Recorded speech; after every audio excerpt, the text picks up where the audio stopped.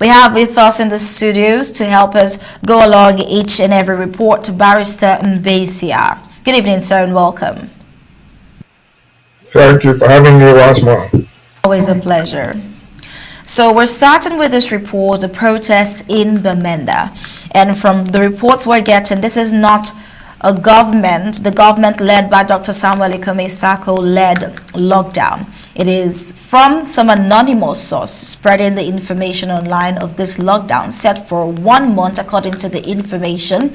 Now, given that the tractor factions continue to impose such unlawful and harmful measures in the name of the same struggle, measures that neither serve the sovereignty, fight, nor protect the civilian population, we can't help but ask the question, how can the law and governance structures of Ambazonia address these abuses to both safeguard the people and uphold the credibility of its legitimate leadership? Because whether we agree or not, this goes a long way to neutralize the efforts of the genuine liberation movement. So, Barrister Mbeseha, this is where the question gets to you.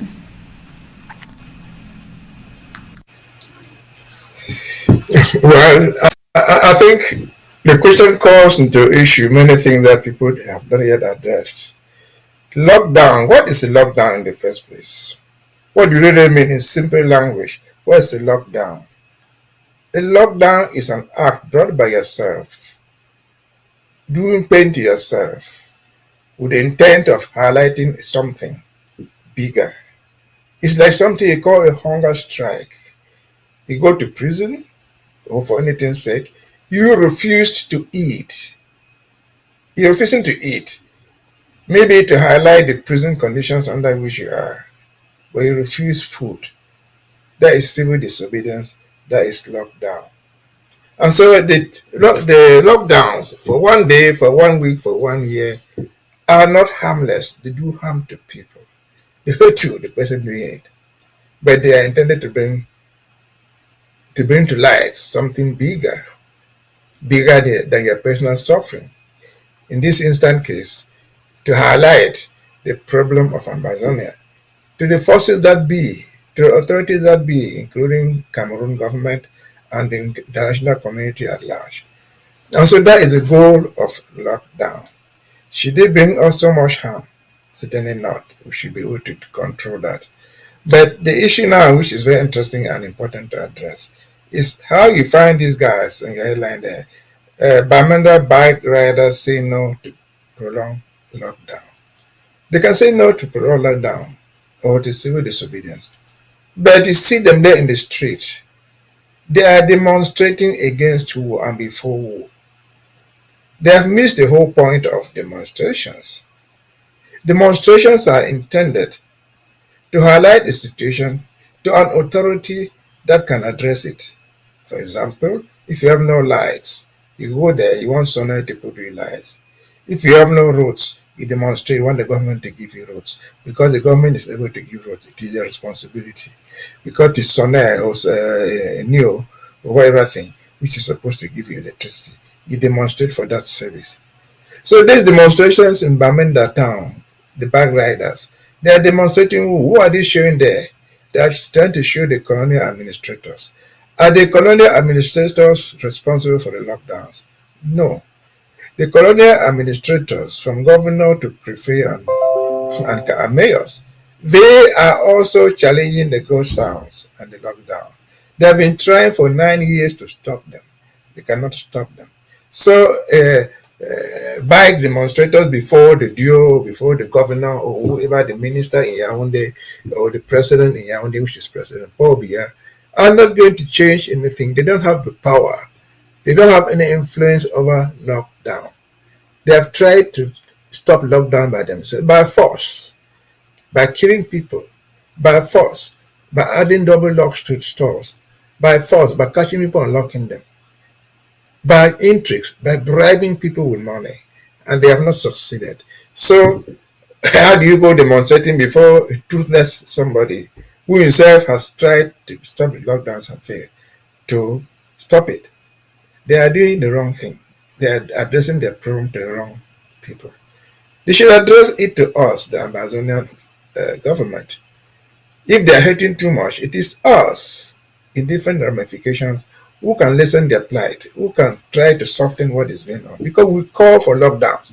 Maybe prolonged, maybe not prolonged. But whatever. This is we are calling lockdown prolonged for 1 week, for 2 weeks. Pretend, or at least popular they are doing it on behalf of Amazonia.